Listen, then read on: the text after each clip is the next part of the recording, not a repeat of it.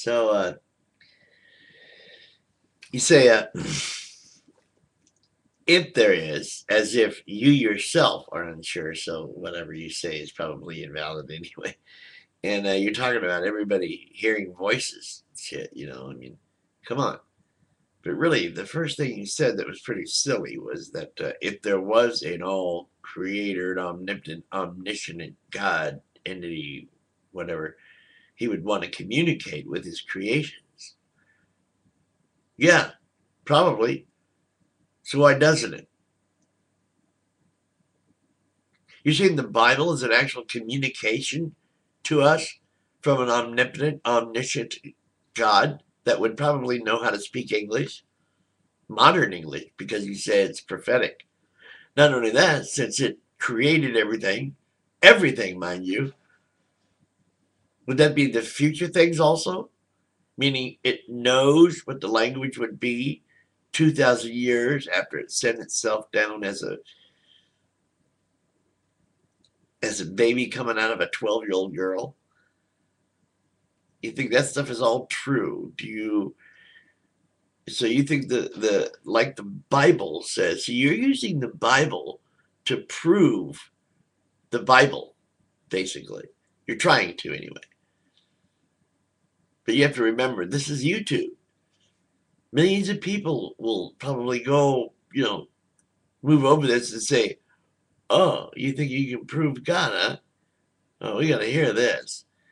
And they're going to listen to you. And like you said, you've known God all your life. Yeah. So you were born believing in a cult.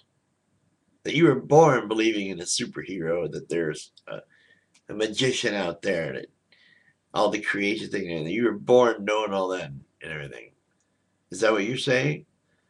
See, you're not even communicating correctly. All you're doing is quoting passages, quoting comments in the Bible. That's all you're doing.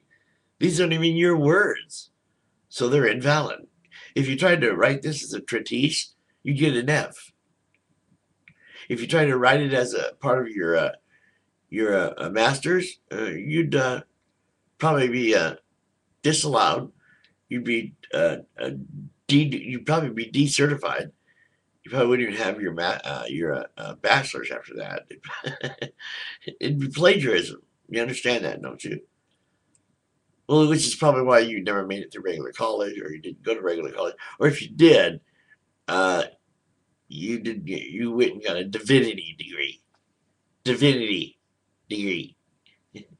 which is really an oxymoron because you know as well as I do that the only thing a divinity degree is good for is becoming a divine one in a church or a preacher. And then you're gonna drag your kids into this church, and some creep's gonna get up on a podium and scream and yell that his God is a jealous God. His God is a vengeful God. What do you mean he's not? It says so right in the Ten Commandments, the Bible. The Hebrew Ten Commandments in Exodus.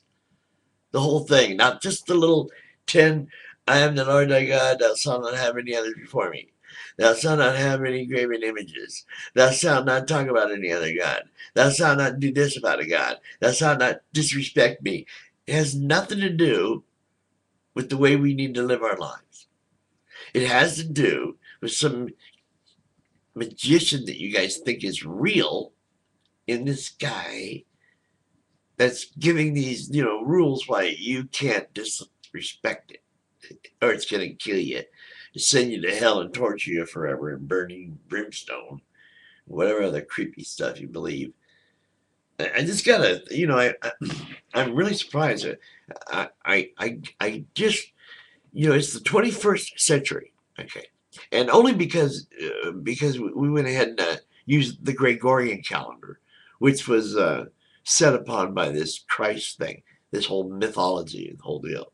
Except for the fact that the names of the months, the names of the days of the week are named after gods themselves. Yeah, the days of the months. I mean, the names of the months are named after Greek and Roman gods. Jupiter, Mars, and all that stuff, right? And the days of the week are named after the Norse gods. Wednesday, Wednesday, Thursday, yeah. Yeah, all that stuff. Yeah. And of course, Sunday is actually it used to be the sun's day, the day of the sun, S-O-N. Yeah. No? You don't get it? Oh, how about this? Horus, the son of Isis, was born in the Isis stables on the winter solstice. Oh, that's right around the 24th, 25th, 23rd, 21st of December. And he had 12 brothers. Yeah. They followed him around and he disappeared for a while when he was a young man, became a genius. Yeah, all that stuff. They all kind of go together. It's like called the Messiah myth. It's nothing new. It was the way superstitious men tried to explain the earth and how it worked. And it got into this whole deal where these greedy, despots got a hold of it and built it into something that wasn't. They made it some kind of a magician that's gonna,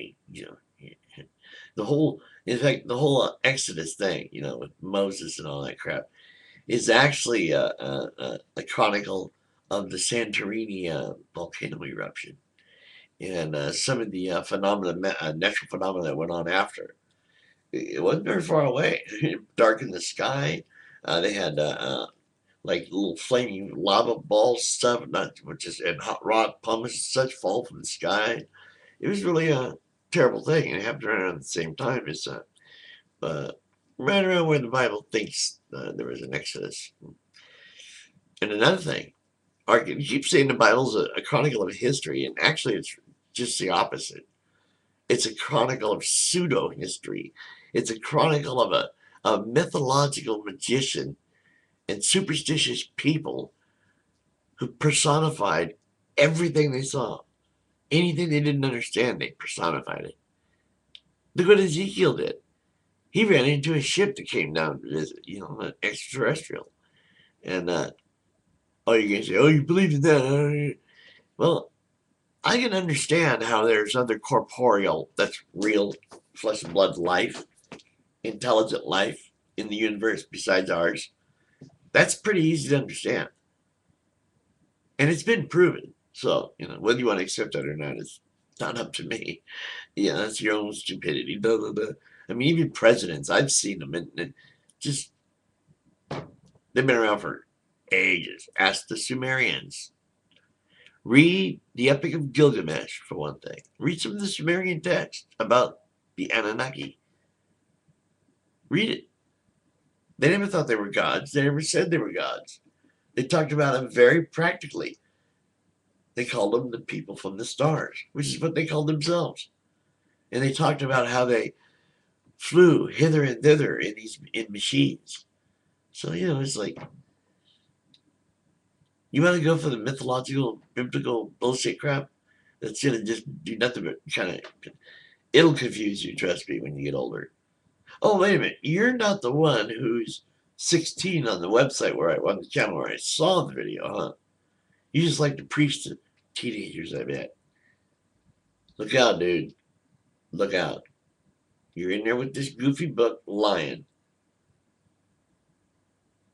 If you were really rational, really learn critical thinking, you would read this book for what it is. We're talking about the Bible, by the way. It's saying unchanged. How many versions do you think there are? And I'll bet you that you're reading and get your information from the King James Version. Do you understand that, Mr. Never Been Changed, Unchanged Chronicle of History? Yeah. Get a grip.